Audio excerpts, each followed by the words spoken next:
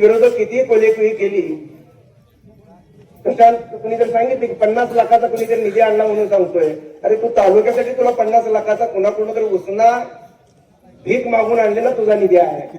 आमच्या हक्काचा निधी एका एका गावामध्ये 7-7, 8-8, 10-10 कोटीचा निधी आहे. आणि तेवढं तुंतून घेऊन तू काय वाजवतोय की येणाऱ्या निवडणुकीमध्ये आपल्या समोर वेगवेगळ्या झुली पांघरून वेगवेगळी सोंग घेऊन काही सोंगाडे येतील, चुकीच्या पद्धतीने या ठिकाणी दोषारोप करतील. ज्या जयभावांच्यावरती टीका केली त्यांनी सांगितलं की जयकुमार गोरेंच्याच घरातला उमेदवार मला आता पाहिजे आणि तो नसेल तर जयाभाऊंनी पालकमंत्री पदाचा काय ते मंत्रिपदाचा राजीनामा द्यावा आणि माझ्या विरोधात उभा राहावं. आपली लायकी आहे का?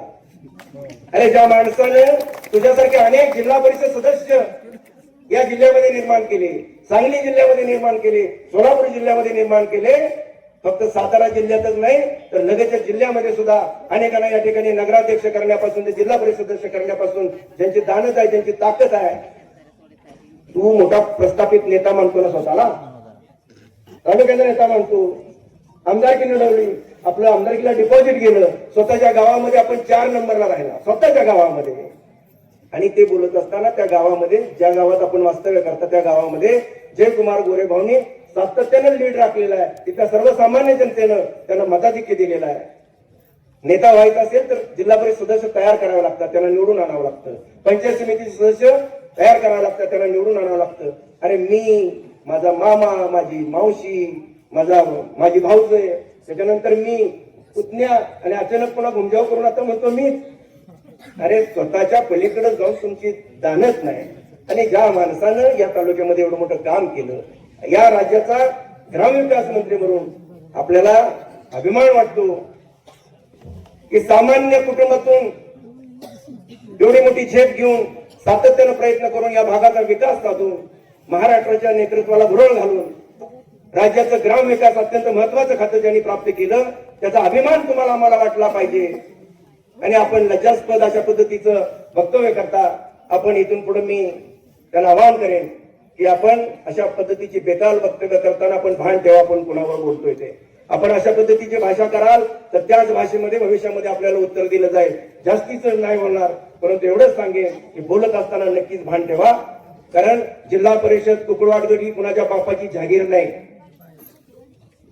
1996 ला आम्ही पंचायत समिती खाली लढवली आणि जिल्हा परिषदेला शिवसेनेतून कांचनताई जगताप होत्या. इथं वळणाला बसले. कशा पद्धतीनं तुम्ही चतुराईनं वरपुटे मलवडीमध्ये आपसात मतदान फिरवलं. पंचायत समिती आणि जिल्हा परिषद आम्हाला पराभव स्वीकारावा लागला आणि आमच्याशी गद्दारी करून त्यावेळेस जिल्हा परिषद सदस्य आमच्या बरोबर, आम्ही शिवसेनेतून होतो, त्यावेळी निवडून आला. त्याच्यानंतर पिंटूदादा जगताप पंचायत समिती सदस्य झाले, त्यावेळेला आम्ही जिल्हा परिषदेला सदस्य झालो, आम्ही तुमच्या बरोबर होतो. मागच्या वेळेला आम्ही भाजपमध्ये गेलो, तुम्ही शिपूट धरून मागा आला, नको तर कुठल्या गाडीत बसू. लाज लज्जा वाटली पाहिजे. आपण काय बोलतोय? अरे आपलं कुठे घर एक ठिकाणी आहे का? काल शरद पवाराला आमचा नेता काय म्हणजे काय बोलत होता, एका रात्रीत पक्ष बदलला. मगाशी उल्लेख कोणीतरी केला चिन्मयनं. वरकोडे मंडळीचा सुपुत्र सातारा नगरपालिकेमध्ये निवडून आला. पोस्ट मात्र ह्याच्यावर टाकल्या मोबाईलवर. परंतु मूर्खांनो, तुम्हाला साधं एक बॅनर लावण्याचं धारित्य नाही झालं. अरे तुम्ही निवडून आला भारतीय जनता पार्टीच्या चिन्हावरती, तर एखादा बॅनर तर लावायला पाहिजे होता ना, सत्कार घ्यायला पाहिजे होता. सत्कार घेताना सांगावं लागेल भारतीय जनता पार्टीच्या तिकीटावर निवडून आलेली जमात आहे. आज वाटते आपल्याला, कारण कत्रखटामध्ये फिरतोय ते तर काय अडचणीचंच गाणं आहे. अरे मला सांगा, भावी खासदार झाल्यावर वाटतं असं गाणं गाडी जाऊन फिरणारा, त्याच्यानंतर एका जिल्हा परिषदेला बरवते ते आमदारकीचं स्वप्न पाहत होता. आणि अशी ही मंडळी फक्त स्वप्नातच स्वप्नरंजन करणारी जिल्हा परिषदेचा हा गट आमच्या बापाची जागीर आहे म्हणून मिळवत आहेत. पण मला त्यांना सांगायचं आहे, आता ते विसरा. जयकुमार गोरे भाऊनी मला असं वाटते लक्ष दिलं, पण म्हणावं तसं लक्ष दिलं नाही म्हणून तुम्ही निसटला प्रत्येक वेळेला. कारण पाठीमागच्या वेळेला मला आठवतंय, मागच्या वरकुटे गणामध्ये स्वतःच्या गणामध्ये तो मायनस आहे. पंचायत समिती तिथली गेलेली आहे कुकुडवाडमध्ये. आता जसे हे वेगवेगळे फिरले आणि पुन्हा एक झाले दोघं मिळून, तसंच मागच्या वेळेला दोघे पडत आहेत म्हणल्या दोघांनी संगनमत केलं आणि 85 नाव स्वर्गवासी झाले. साहजिक खाटकर मी त्यांचा उल्लेख टाळू इच्छितो, परंतु त्याला पाठिंबा घेतला आणि अवसान लागतीने दगाबाजीने त्या ठिकाणी आपल्याला विजय प्राप्त करता आला. अन्यथा इथली जनता हुशार आहे. आता त्यांनी ओळखलंय की याची जी पिपाणी आहे, गावाचा पिलेली म्हणतात का, पिपाणी विषय संपवलाय. याची पिलेली किती वाजली तरी आता लोक ती पिलेली ऐकण्याच्या मनस्थितीत नाहीत. लोकांनी त्याला ओळखलेलं आहे. आता तात्पुरती माणसं गोळा करायची, त्याचं फोटोसेशन करायचं आणि पाठवायचं आणि काहीतरी छालाबाड करायचं, हा धंदा त्याचा चालू आहे. आपण सावध राहा. एक मात्र नक्की आहे, लबाडीमध्ये आम्ही एकदा पाठीमाग म्हणायचो आई लबडाई देवीची कुठेतरी मूर्ती असावी, ह्याचा पुजारी हा मेन असावा. कदाचित या देशामध्ये नव्हे तर आंतरराष्ट्रीय पातळीवरचा सर्वात लबाडीचा पुरस्कार कुणाला द्यावा तर त्या अनिल देसाईला त्याच लबाड असणार आहे, ढोंगी माणूस.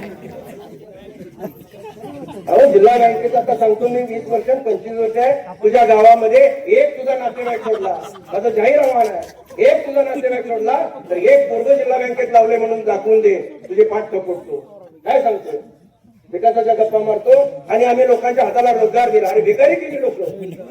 तिथं म्हटलं की अजय कुमार गोरेच्या बरोबर राहिलेला कोण वर आलाय, आम्ही आहोत ना. कुठून भिकारी झालो? आम्ही आमच्या नेत्यांना आम्हाला मेहनत करायला शिकवली. आपल्या बुद्धीनं आपल्या चातुर्याने आम्ही आमचा व्यवसाय करतो. आम्ही दलाली करत नाही, बुद्धिरांची फौज तयार करत नाही, स्वाभिमानाचा कार्यकर्ता तयार करून या ठिकाणी आपण बघतोय की जयभाऊचे गुरु असणारा प्रत्येक कार्यकर्ता, कारण आमचा नेताच निर्व्यसनी आहे, दिलेला शब्द पाळणारा नेता आहे. जो शब्द जयाभाऊनी या तालुक्यामध्ये दिला तो पाळलेला आहे, याची जाणीव तुम्ही आम्ही ठेवली पाहिजे. आणि म्हणून अशा नेतृत्वाच्या पाठीशी आपण ठामपणे उभा राहिलं पाहिजे. उद्या कुणी येईल काही सांगेल, अजिबात बोलता पाळाबळी पडू नका. पैशाचा वापर होईल, कारण ते आम्हाला स्वतःला लक्ष्मीपुत्र समजत आहे. सगळ्यात महत्वाचं आता काही लक्ष्मीपुत्र कसे आहेत त्याचं मी वर्णन केलेलं आहे, मी त्यात जाणार नाही काय. परंतु पैशाची मस्ती आणि पैशाचं आम्ही दाखवून ही कुकुळवाड जिल्हा परिषदेची जनता ही लाचार आहे असं स्वतःला मानणारा किंवा इथली जनता लाचार आहे असं समजणारा आता घरी बसवण्याची वेळ आलेली आहे. आणि